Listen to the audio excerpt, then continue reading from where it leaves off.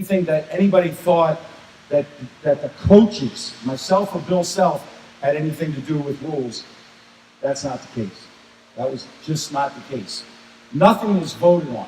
It was presented, and we were asked, how do you think the coaches will handle this? So there's misinformation. Kids will get overlooked. I'm here to tell you, 1,100 kids a year get a scholarship. 1,100. That 1,100 have gotten a scholarship 2 years ago. 1,100 got it 3 years ago, 5 years ago. That's the max number that end up getting a scholarship, 1,100. So what you have to do is you have to walk away and look at the whole year.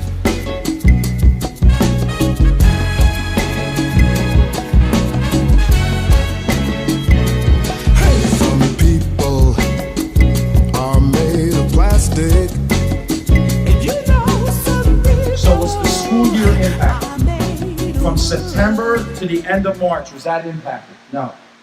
We could still go to high schools, we could go to high school games, we could see guidance counselors, we could visit practices, games. All of those opportunities are presented. And I salute the high school coaches because I have pages outside, pages and pages and pages of when you guys are running your open gyms, when you're running your open gyms, when we're allowed to come in. And the only thing, this is one person doing this. If we could start to get some of the high schools to have open gyms on Saturdays and Sundays, if you're allowed in your school building, man, that would be great. Because I die for things to do on Sunday. I'm always looking. I think it's a great recruiting day to go watch just an open gym. So September to March, no changes. Everybody does their thing. It's really interesting to me that April has never, ever been touched and will not be touched. So April's a beautiful thing. The young men go and play with their sneaker teams. The only thing that I would like to see, this is one man's opinion, I'd like to see our young guys not miss as much school.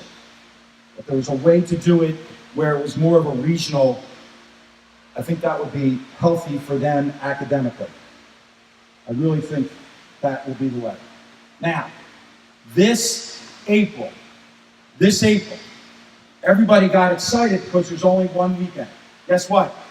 April 20, there's only one weekend. Why?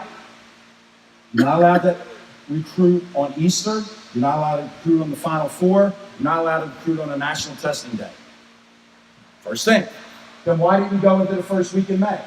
It's a national testing day. So if you're not allowed to go in April, then you're not going to go in May. And there's nobody here, and there's not one coach that would say, well, the second weekend in May, that would be good, would it? Call my wife and tell her that I'm recruiting on Mother's Day. That's not going to work. And it shouldn't work. Those kids should be with their moms. Right? So that was that. Going later, like college graduation. Where should you be as a college coach? You should be at graduation. So it wasn't going to work. So the commission and the rule changes had nothing to do with April. Nothing. And nor were they going to touch it. What they added was, I go and see Aaron's team play, and I like Joe Smith. But I've never talked to Joe Smith's high school coach. 4 days after that event, the high school is now open to me. I can go in there. I could say, hey, you know what? I didn't see that senior. Could I have a home visit? Could I go to the school? Could I go to the guidance counselor?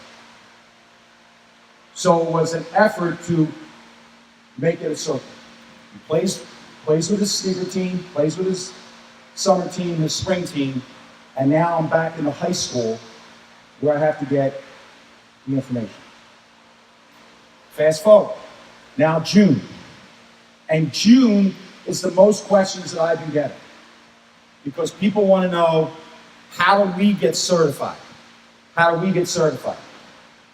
And I'm being honest here. I've gotten calls from all kinds of people all over the country saying, hey, do you think I could do this? Do you think I could do that?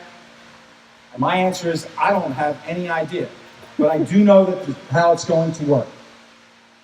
There's a building right next door to the NCAA. The NCAA is right there. There's a building right there. The National High School Federation. The National High School Federation is now sending people all over the country, and they're meeting with all of these different entities and saying, how can we make this work? How will June work? So how will we run a jamboree in Philadelphia? How's that going to happen? What's the best way? Is it going to be one entrance for the coaches? What's the entrance fee going to be? Can families come? Do we want an educational component in there for rules? So June is a work in progress, but everything will be certified. The National High School Federation is going to pass it, in our case, to the PIAA. The PIAA is going to pass it down to coaches. One of our prominent coaches has called me and asked me, what would you do? The first thing I would do is Monday morning, I would have a phone call and an email to the PIAA saying, I'm in. I want to run something. I want to run it. Prominent guy in New Jersey. He's already said. So there's a couple of things. Where can you hold it? You can hold it on a Division II campus. You can hold it on a Division III campus. You can hold it on a junior college campus. You can hold it in your school district, at your junior highs, your elementary schools. You can have it. That's your decision. Am I ever going to be able to charge? Yes. Am I going to charge $400 for a packet? No. That's not going to happen.